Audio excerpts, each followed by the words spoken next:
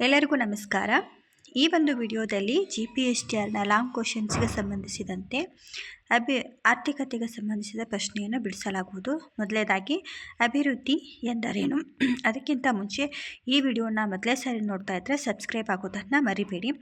ಅಭಿವೃದ್ಧಿ ಎಂದರೇನು? ಒಂದು ದೇಶದ ಎಲ್ಲರ ಆಶೋತ್ತರಗಳನ್ನು ಈಡೇರಿಸುವ ಸಾಮರ್ಥ್ಯವನ್ನು ವಿಸ್ತರಿಸುವ ಪ್ರಕ್ರಿಯೆಯನ್ನು ಅಭಿವೃದ್ಧಿ ಎನ್ನುವರು. ಆರ್ಥಿಕ ಅಭಿವೃದ್ಧಿ ಎಂದರೇನು? ಒಂದು ರಾಷ್ಟ್ರದ ಜನರ ಆರ್ಥಿಕ ಆಶೋತ್ತರಗಳನ್ನು ಪೂರೈಸುವ ಸಾಮರ್ಥ್ಯ ಹೆಚ್ಚಿಸಿ ಬಡತನ, ನಿರುದ್ಯೋಗ, ಅಸಮಾನತೆ, ಹಣದುಬ್ಬರಗಳಂತಹ ಆರ್ಥಿಕ ಸಮಸ್ಯೆಗಳನ್ನು ನಿಯಂತ್ರಿಸುವುದಕ್ಕೆ ಆರ್ಥಿಕ ಅಭಿವೃದ್ಧಿ ಎನ್ನುವರು. ಅಥವಾ ಇದನ್ನಾದರೂ ಬರಿಬೋದು, ಅಥವಾ ಆರ್ಥಿಕ ಚಟುವಟಿಕೆಗಳ ವಿಸ್ತರಣೆಯನ್ನು ಆರ್ಥಿಕ ಅಭಿವೃದ್ಧಿ ಅಂತಲೂ ಕೂಡ ಕರೀತಾರೆ. ಆರ್ಥಿಕ ಅಭಿವೃದ್ಧಿಯ ಕುರಿತು ವ್ಯಾಖ್ಯಾನ ಬರೆಯಿರಿ. ಪ್ರೊಫೆಸರ್ ಮೇಯರ್ ಮತ್ತು ಬಾಲ್ಡ್ವಿನ್ ಅವರ ಪ್ರಕಾರ ಒಂದು ರಾಷ್ಟ್ರದ ನೈಜ ರಾಷ್ಟ್ರೀಯ ವರಮಾನವು ದೀರ್ಘಾವಧಿಯವರೆಗೆ ಹೆಚ್ಚಳವಾಗುವ ಪ್ರಕ್ರಿಯೆಯನ್ನು ಆರ್ಥಿಕ ಅಭಿವೃದ್ಧಿ ಎನ್ನುವರು. ಆರ್ಥಿಕ ಅಭಿವೃದ್ಧಿಯು ಒಳಗೊಂಡಿರುವ ಪ್ರಮುಖವಾದ ವ್ಯಾಖ್ಯೆಯೂ ಆಗಿದೆ. 3 ಅಂಶಗಳನ್ನು ಬರೆಯಿರಿ. ಒಂದು, ಪ್ರಕ್ರಿಯೆ, ನೈಜ ರಾಷ್ಟ್ರೀಯ ವರಮಾನದ ಹೆಚ್ಚಳ, ದೀರ್ಘಾವಧಿ ಹೆಚ್ಚಳ. ಆರ್ಥಿಕ ಅಭಿವೃದ್ಧಿಯಲ್ಲಿನ ಪ್ರಕ್ರಿಯೆ ಕುರಿತು ವಿವರಿಸಿ. ಉತ್ಪಾದನಾಂಗಗಳ ಪೂರೈಕೆ ಮತ್ತು ಸರಕು ಸೇವೆಗಳಲ್ಲಿನ ಬೇಡಿಕೆಯಲ್ಲಿನ ಬದಲಾವಣೆಯನ್ನು ಸೂಚಿಸುತ್ತದೆ.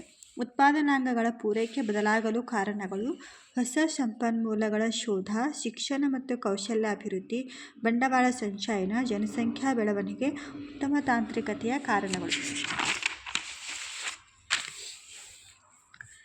ಸೇವೆಗಳ ಬೇಡಿಕೆಯಲ್ಲಿ ಬದಲಾವಣೆ ಆಗಲು ಕಾರಣಗಳೇನು? ಜನಸಂಖ್ಯೆ ಬೆಳವಣಿಗೆ ಮತ್ತು ಅದರ ಲಕ್ಷಣಗಳ ಬದಲಾವಣೆ, ವರಮಾನದ ಮಟ್ಟ ಹಾಗೂ ಅದರ ಹಂಚಿಕೆಯಲ್ಲಿ ಬದಲಾವಣೆ, ಜನರ ಅಭಿರುಚಿಗಳಲ್ಲಿನ ಬದಲಾವಣೆ.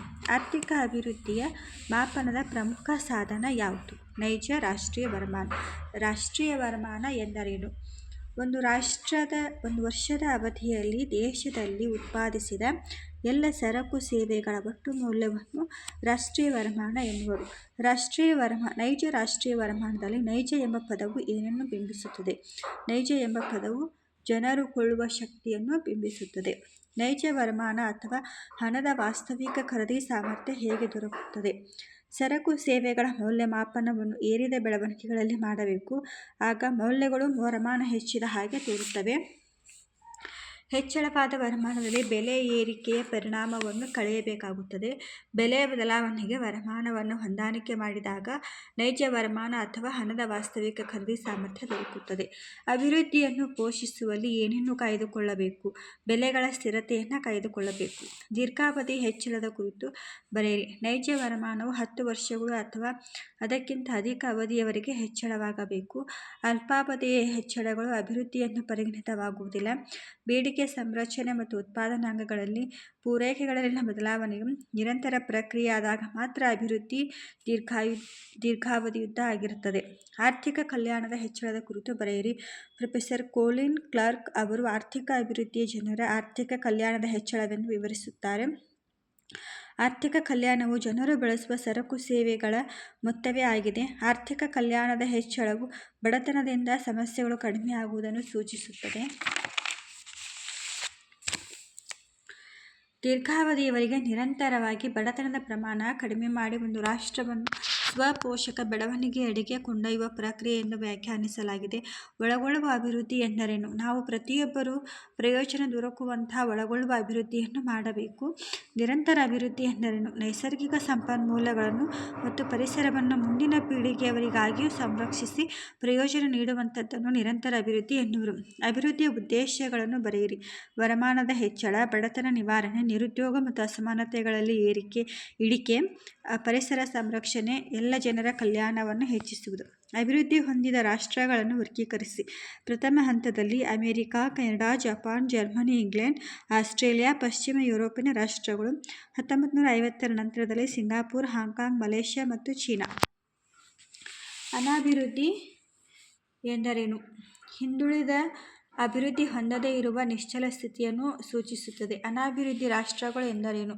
ದೇಶಗಳಲ್ಲಿ ಒಟ್ಟಾರೆ ಉತ್ಪಾದನೆ ಕಡಿಮೆ ಇದ್ದು ಜನಸಂಖ್ಯೆ ಅಪಾರವಾಗಿರುವುದರಿಂದ ತಲಾ ವರಮಾನ ಬಹಳ ಕಡಿಮೆ ಇರುವುದನ್ನು ಅನಾಭಿವೃದ್ಧಿ ರಾಷ್ಟ್ರಗಳು ಎನ್ನುವರು.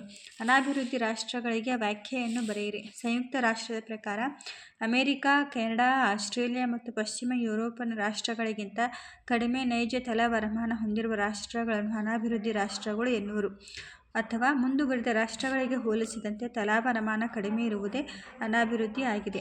ಅಭಿವೃದ್ಧಿ ಹೊಂದುತ್ತಿರುವ ರಾಷ್ಟ್ರಗಳು ಎಂದರೇನು? ಅಭಿವೃದ್ಧಿ ಹೊಂದುವ ಸಾಮರ್ಥ್ಯವನ್ನು ಮತ್ತು ಆ ದಿಸೆಯಲ್ಲಿ ಅವುಗಳ ಪ್ರಯತ್ನಗಳನ್ನು ಗಮನಿಸಿ ಅವುಗಳನ್ನು ಅಭಿವೃದ್ಧಿ ಹೊಂದುತ್ತಿರುವ ರಾಷ್ಟ್ರಗಳು ಎನ್ನುವರು. ವಿಶ್ವ ಬ್ಯಾಂಕುಗಳ ರಾಷ್ಟ್ರಗಳ ವರ್ಗೀಕರಣದ ಕುರಿತು ಬರೆಯಿರಿ. ವಿಶ್ವ ಬ್ಯಾಂಕು ಜಾಗತಿಕ ಅಭಿವೃದ್ಧಿ ವರದಿಗಳಲ್ಲಿ ರಾಷ್ಟ್ರಗಳನ್ನು ಅಧಿಕ, ಮಧ್ಯಮ, ಕಡಿಮೆ ವರಮಾನ ಹೊಂದಿದ ರಾಷ್ಟ್ರಗಳೆಂದು ವರ್ಗೀಕರಿಸಲಾಗಿದೆ. ಇದು ಪಾರ್ಟ್ 1 ಆಗಿದ್ದು, ಅಭಿವೃದ್ಧಿಗೆ ಸಂಬಂಧಿಸಿದಂತೆ ಇನ್ನೊಂದು ವಿಡಿಯೋದಲ್ಲಿ ವಿವರಿಸಲಾಗಿದೆ. ನಾನು ಕೂಡ ಈ ಥರ ಒಂದು ನೋಟ್ಸನ್ನು ಮಾಡಿ GPSTR ಲಾಂಗ್ ಕ್ವಶನ್ಸಲ್ಲಿ 10th ರ್ಯಾಂಕು ಬಂದಿರೋದು. ಸೊ ಹಾಗಾಗಿ ಫಾಲೋ ಮಾಡಿ, ಸಬ್ಸ್ಕ್ರೈಬ್ ಆಗೋದನ್ನು ಮರಿಬೇಡಿ. Thank you for watching.